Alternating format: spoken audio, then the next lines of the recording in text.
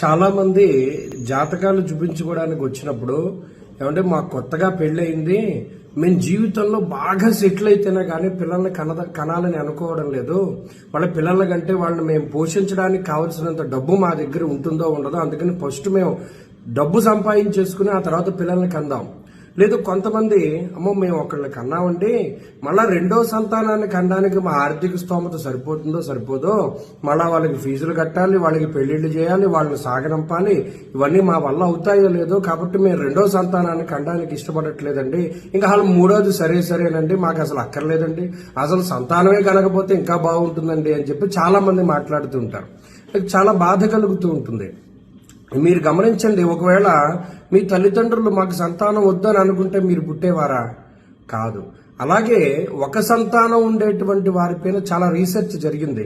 వాళ్ళు మానసికంగా చాలా లోన్లీనెస్ ఫీల్ అవుతూ ఉంటారు. చుట్టుపక్కల ఉండేటువంటి వాళ్ళకి అన్నదమ్ములు, అక్క చెల్లెలు వీళ్ళందరూ ఉన్నారే, నాకెవరూ లేరు అనేటువంటి భావన వారిలో కలుగుతూ ఉంటుంది.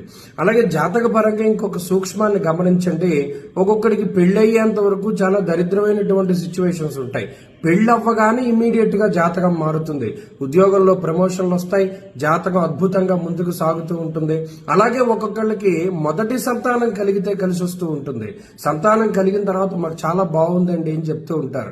ఇంకొకళ్ళకి గమనించండి, రెండవ సంతానం కలిగిన తర్వాత మాకు మంచి జరిగిందండి, మాకు మొదటి వాళ్ళు పుట్టిన తర్వాత సరే బాగానే ఉంది, కానీ రెండో పిల్ల పుట్టిన తర్వాత, రెండో పిల్లాడు పుట్టిన తర్వాత చాలా అద్భుతమైనటువంటి పరిస్థితులు ఉన్నాయండి అని చెప్తూ ఉంటారు.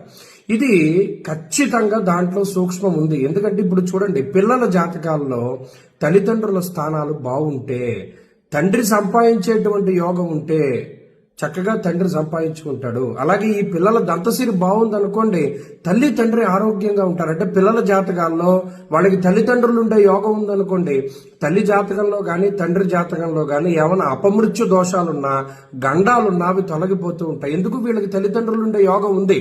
అలాగే కొంతమందికి చూడండి, సంతానం లేని వారిలోనే కీచులాట్లు, విడిపోయేటువంటి పరిస్థితులు ఎక్కువ ఉంటాయి.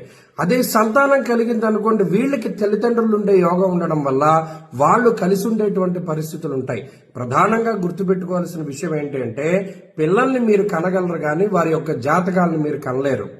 అనుకుంటారు చాలా బర్డెన్ అయిపోతుందేమో, పెంచలేమేమో అనుకుంటూ ఉంటారు, కానీ కాదు. వాళ్ళ తెలివితేటలతోటి సొంతంగా బతకగలిగేటువంటి కెపాసిటీ వాళ్ళ జాతకాల్లో ఉంటే అసలు మీరు కష్టపడవలసిన పనులు ఉండదు. అన్ని స్కాలర్షిప్ల మీద వాటి మీద చదువుకుంటూ ఉంటారు. స్వామి వివేకానంద ఎన్నో సంతానము, అలాగే మహామహా గొప్ప గొప్ప వాళ్ళందరూ ఎన్నో సంతానంగా పుట్టారు. కాబట్టి సంతానాభివృద్ధి అనేటువంటిది చాలా మంచిది. ఎప్పుడో కంటామంటే పిల్లల్ని భగవంతుడు ఇచ్చినప్పుడు కాకుండా ఎప్పుడో కందాం అనుకుంటే ఆ పరిస్థితులు సహకరించవు. ఈ విషయాన్ని దృష్టిలో పెట్టుకో.